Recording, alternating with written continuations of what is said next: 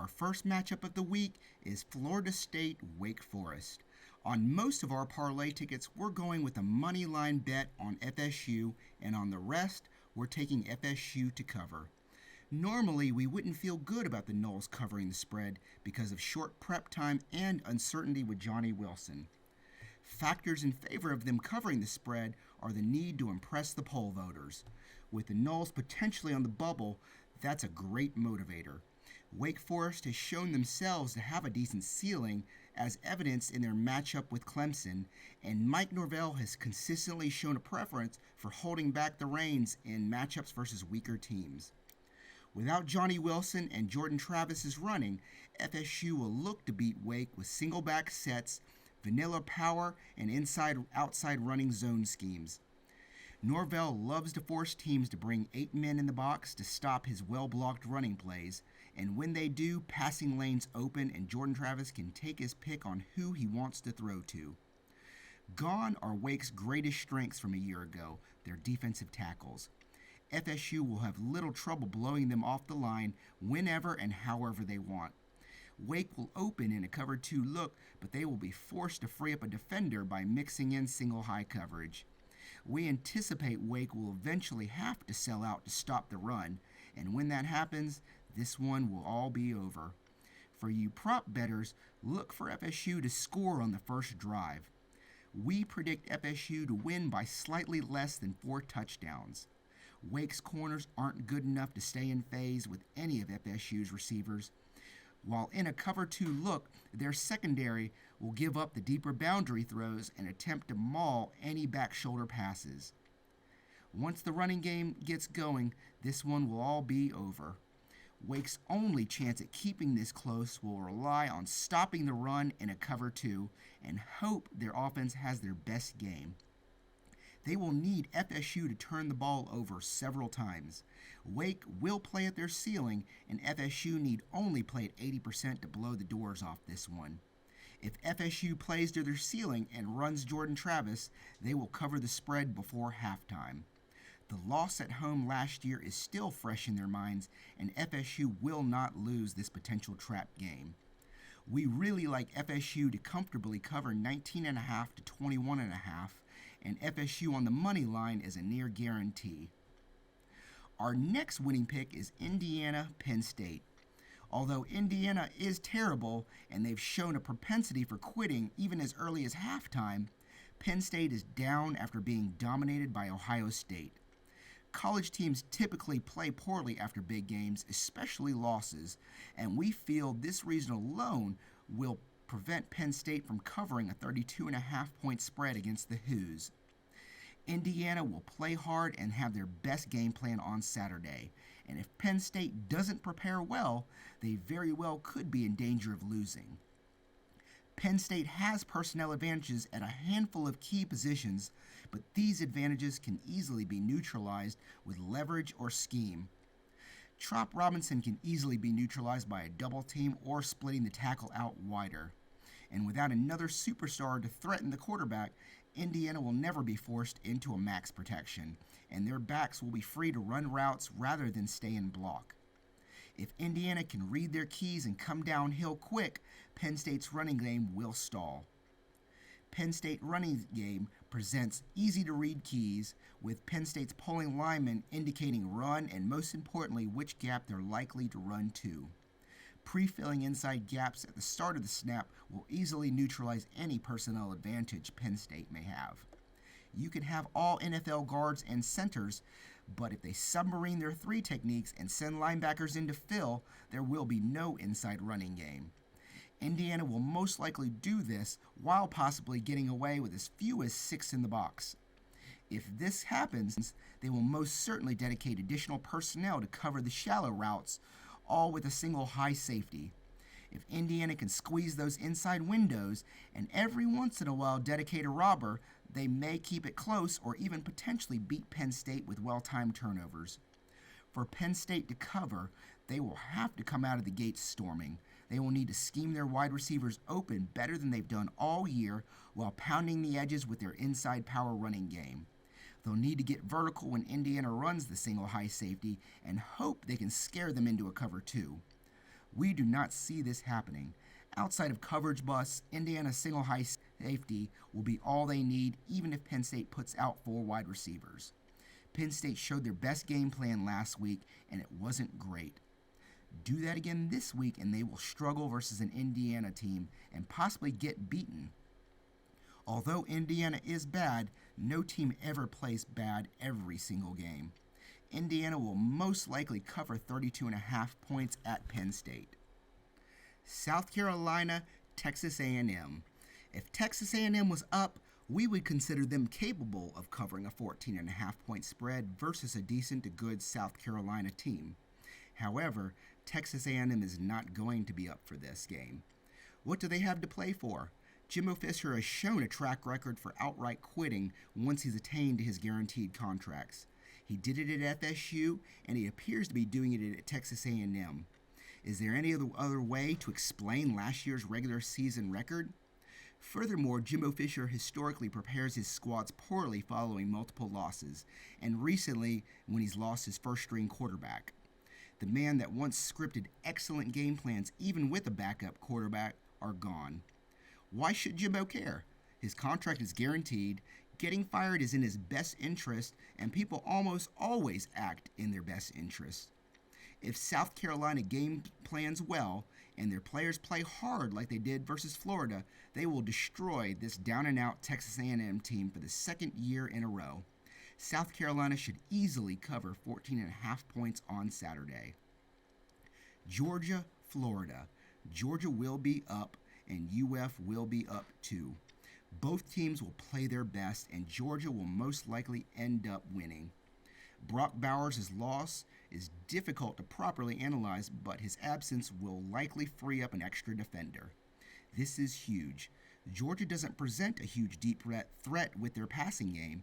With Desmond Watson earning more playing time, Florida has the ability to stop Georgia's inside running game with just him alone. Desmond Watson in shape cannot be moved by even double teams. Georgia will need to scheme their players open better than they've done all year long to beat Florida. Compared to Kentucky, Florida has a pass rush.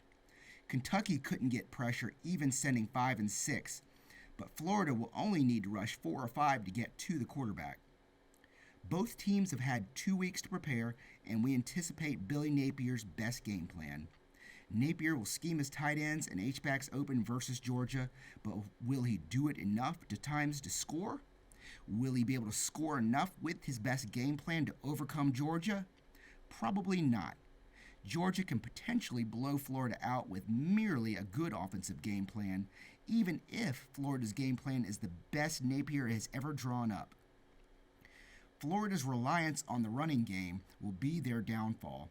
They will not be able to recover from late deficits, and Georgia's strength is shutting down the run. This matchup will be a great moneyline or prop bet candidate. If Georgia blows Florida off the line on the first drive and runs it down their throat, before they score or get in the red zone, a prop bet for Georgia to cover the spread will more than likely cover 15 or more points. Duke, Louisville. We're not sure exactly how bookmakers have Duke as an underdog. Duke possesses the best offensive line and defensive line in the ACC. Mike Elko's nickname should be the Keymaker. No one in college football teaches their defensive players to read their keys better than Mike Elko. He might be the best we've ever seen in our evaluations. Duke will likely play with their backup quarterback on Saturday, and Louisville should be able to keep it close. We feel, however, Duke's domination of the line of scrimmage will continue against Louisville. Teams almost never win when they're beaten on the line of scrimmage on both sides of the ball. If Louisville can force turnovers or execute trick plays, they can win this, but they won't be able to win straight up. Duke is the most gap-sound defense in college football, so trick plays are unlikely to work. Louisville showed their best offensive game plan versus Notre Dame, and that game plan would only be good for 14-20 at best versus the Blue Devils. Duke is just too good.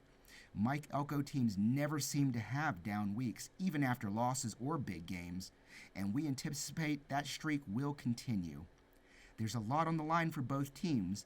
Lose, and an ACC championship game berth will evaporate with it.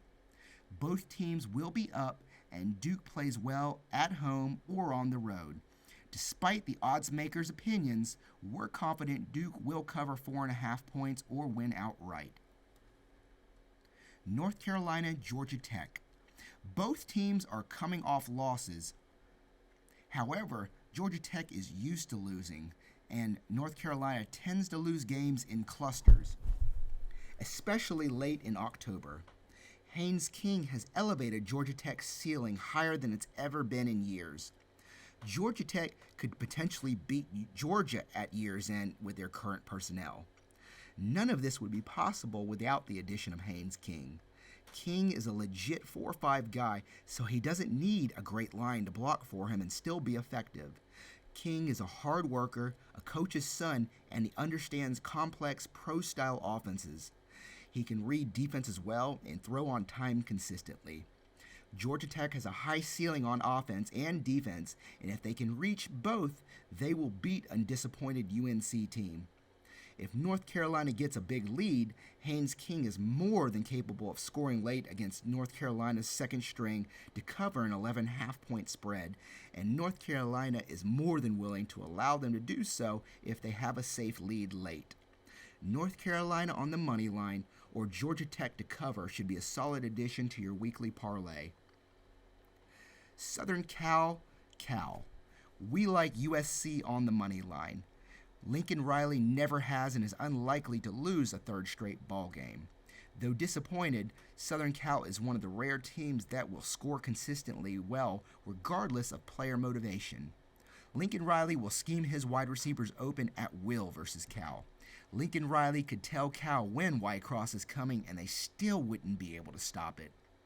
Only an injury to Caleb Williams would allow Cal a chance to win. We love Southern Cal as a safe money line pick. It's close, but we lack confidence in them covering even a brought down 9.5-point spread. Southern Cal's defense is bad, and they don't mind letting teams score late. UCLA, Colorado. Another week, another loss for Colorado. We like UCLA as a safe money line pick and likely to cover a 16.5-point spread. The only way UCLA doesn't cover is if Dante Moore plays poorly or turns the ball over more than once. UCLA's defense will pressure Shedeur Sanders all night long, guaranteed. And if Sanders quits or is forced to retire early, UCLA will win by 40 plus. UCLA will dominate the line on defense, guaranteed.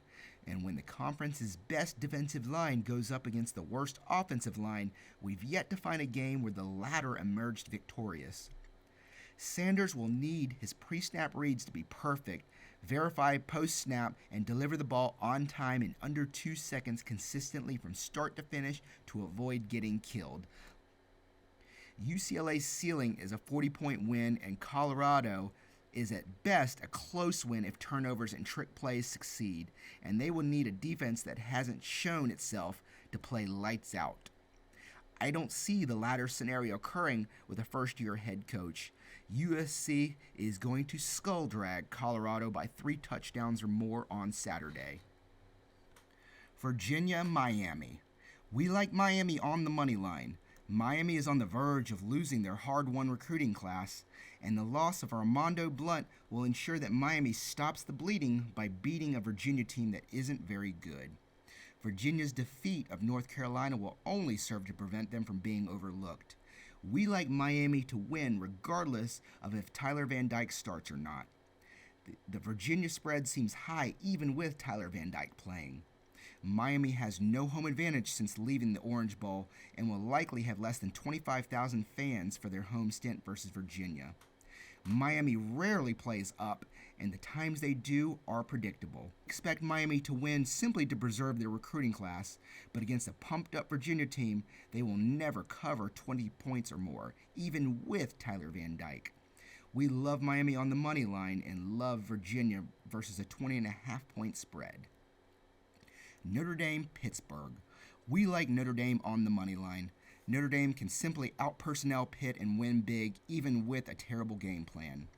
Pitt will lose this game. There are no reasonable scenarios where Pitt can win. Notre Dame on the money line is as certain as Georgia versus Vanderbilt. Arizona, Oregon State. Arizona has a surprisingly high ceiling as evidenced by their games versus Washington State and Washington. However, the price for that Washington State victory will be a loss to Oregon State. Oregon State will not overlook Arizona. This is the best Oregon State team in 2 decades. A New Year's Six bowl is on the line. Lose and find yourself in the toilet bowl. DJ Uiagalelei has elevated Oregon State in a similar manner to Haynes King at Georgia Tech. Oregon State plays defense well despite some of their earlier games. Oregon State is particularly well adapted to playing lights out on defense given extended prep time. This pattern will likely continue versus Arizona.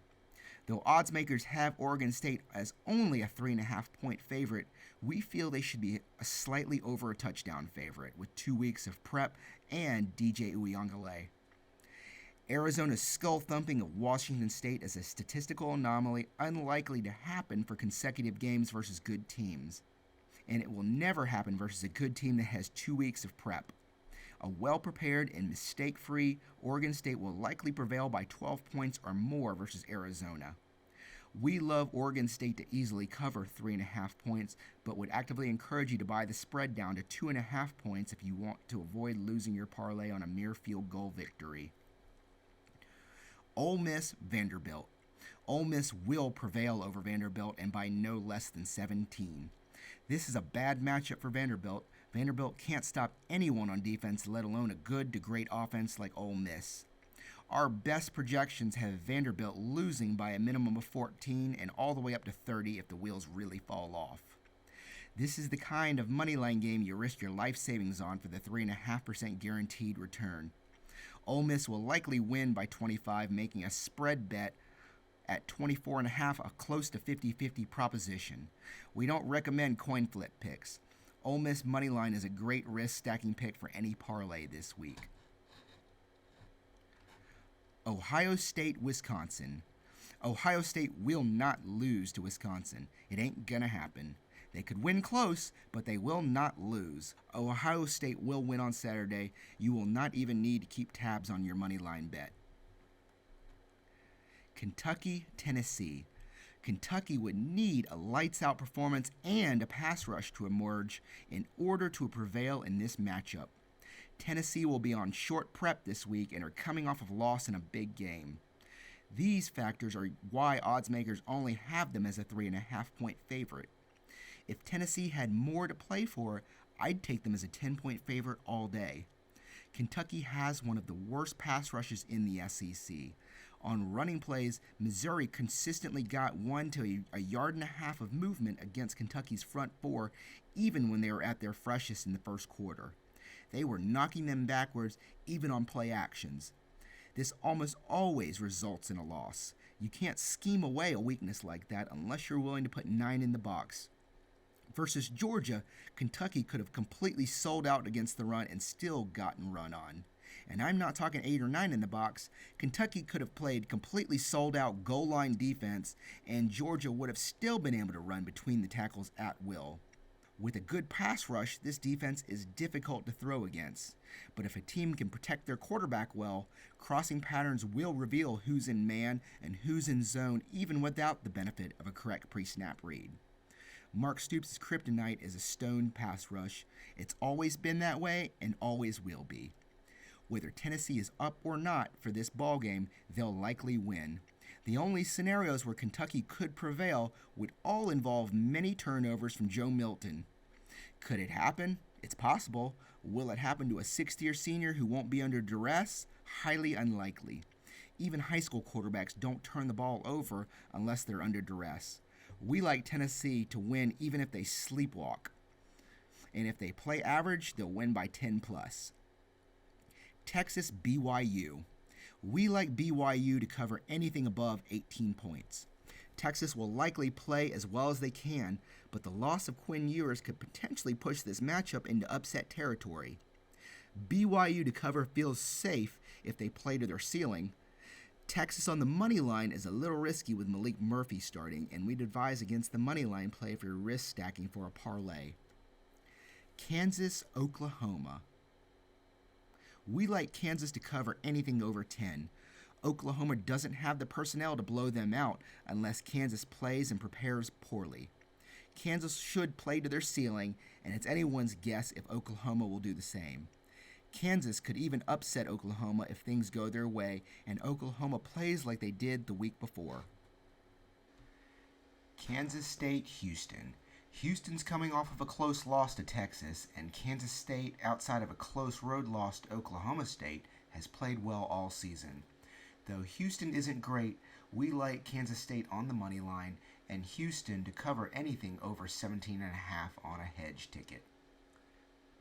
The following are 5 of our parlay tickets that we are using this week and have high confidence.